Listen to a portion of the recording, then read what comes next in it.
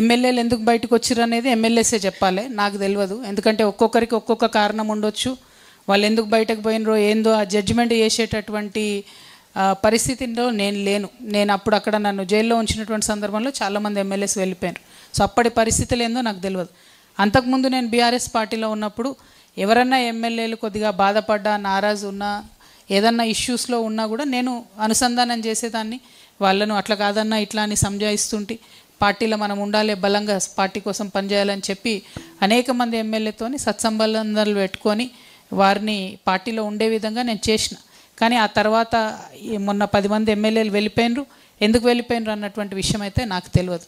నా విషయానికి వచ్చినట్టయితే నేను పార్టీ కోసం చేసినటువంటి అనేక కార్యక్రమాలను దృష్టిలో పెట్టుకోకుండా అన్ఫార్చునేట్లీ పార్టీ ఏకపక్ష నిర్ణయం తీసుకొని నన్ను బయటకు పంపింది కాబట్టే నేను బయటకు వచ్చిన. నేను బయటికి రావాలనుకోలేదు, బయటపడాలనుకోలేదు. అసలు ఎన్నడూ కూడా నా బాధను లోపలే ఉంచుకున్న తప్పితే బయటికి చెప్పలేదు.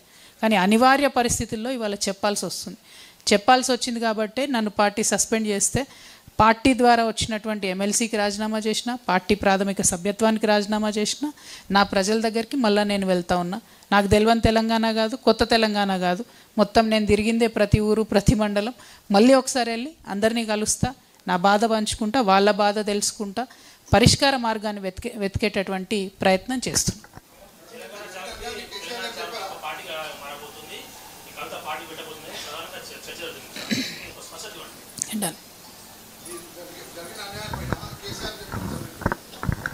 ఓకే, ఇంకా ఎవరన్నా ఏమన్నా అడుగుతారు? అంతేనా? కూర్చో. जहाँ जहाँ बात करना था, जिन जिन फोरम में पार्टी में डिस्कशन कर रहा था, हर जगह पे हमने डिस्कशन किया है. और लगातार डिस्कशंस के बावजूद चंद लोगों का पार्टी में अनफॉर्चुनेट तरीक़े से अपर हैंड होते रहा. और ये अपर हैंड होने में कोई प्रॉब्लम नहीं है, लेकिन पार्टी को जो नुकसान देने वाले लोग हैं उनका अपर हैंड होना सारे पार्टी के लिए नुकसान है.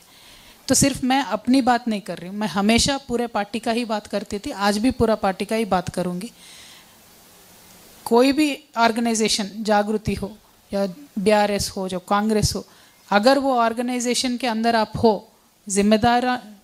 जिम्मेदारी आप कुछ लेते हो तो पूरे शिद्दत के साथ काम करना चाहिए. लेकिन धोखेबाज लोगों का आज अपर हैंड हुआ है. धोखेबाज लोगों ने केसीआर साहब के इर्द गिर्द जमा होके पूरे पार्टी को नुकसान आज पहुंचाया है.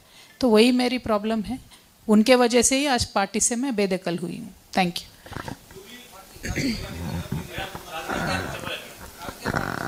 జూబ్లీ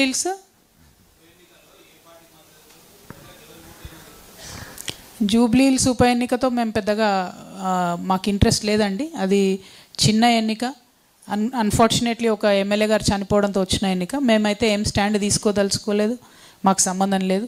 మాకు ముందు నుండి హైదరాబాద్లో మంచి క్యాడర్ ఉంది. జూబ్లీ హిల్స్లో ఉన్న క్యాడర్ వాళ్ళ ఇష్టం, వాళ్ళ ఇష్టానుసారంగా అక్కడ వేసుకుంటారు. తెలంగాణ జాగృతి అఫీషియల్గా ఏ స్టాండ్ తీసుకోదు, మాకు సంబంధం లేని ఎన్నిక అది. Thank you. జై తెలంగాణ.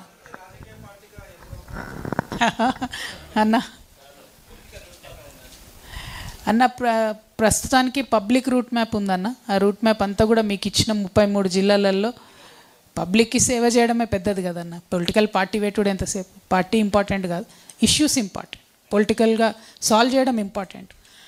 ఇవాళ పొద్దున కూడా నేను నిజామాబాద్ రూరల్ పోయి వచ్చిన, మళ్ళీ ఒకసారి మీకు అది చెప్తాను నేను, చాలా ఇంపార్టెంట్. మొత్తం చేతికొచ్చినటువంటి మక్క పంటకు దగ్గరకు వచ్చి ఫారెస్ట్ ఆఫీసర్సు విషం పిచికారీ చేసి మొత్తం చంపేసారు మక్క పంటను. 3 ఎకరాలల్లా గిరిజన రైతులు వేసుకుంటే అదే విషం డబ్బా గుంజుకొని ఆ గిరిజన రైతు ఆత్మహత్య చేసే ప్రయత్నం చేసిండు. అంటే ఇంత దారుణం ఉండకూడదు కదా. ఇదే రేవంత్ రెడ్డి గారు, ముఖ్యమంత్రి గారు, అదే మంచిప్ప ప్రాజెక్ట్ దగ్గరికి పోయి మీ అందరికీ పట్టాలు ఇస్తామని చెప్పిండు. 2 ఏళ్ళు అయిపోయింది, ఇంతవరకు అయితే పట్టాలు ఇవ్వలేదు. ఆ రైతు సాగు చేసుకుంటుండే, ప్రాజెక్టు కడతలేరు, పట్టాలు ఇవ్వలేదు. సాగు చేసుకుంటుండే అంత కోపం ఎందుకు అధికారులకు, అంత కర్కశత్వం ఎందుకు? పాపం ఆయన 3 ఎకరాలు ఎంత పెట్టుబడి పెట్టి ఉంటాడు, ఎంత కష్టపడి ఉంటాడు. చేతికొచ్చిన పంటను అంత దారుణంగా చేయడం కరెక్ట్ కాదు. నేను కలెక్టర్ గారికి, నిజామాబాద్ కలెక్టర్ గారికి పత్రికాముఖంగా విజ్ఞప్తి చేస్తున్నా, కొంత ఫారెస్ట్ ఆఫీసర్స్ని సంయమనం పాటించమని చెప్పండి. ఎందుకంటే మీ ప్రభుత్వం స్టాండ్ ఏందన్నది మీకు క్లారిటీ లేకపోతే క్లారిటీ తెచ్చుకోండి. ఒకవేళ మంచిప్ప ప్రాజెక్టు కట్టదలుచుకోకపోతే అక్కడ ఉండేటటువంటి రైతులకు పట్టా ఇవ్వండి, వ్యవసాయం చేసుకునే అవకాశం ఇవ్వండి. అంతేగాని వ్యవసాయం చేసుకుంటున్న వాళ్ళను బలవంతంగా ఫారెస్ట్ ఆఫీసర్లను పంపించి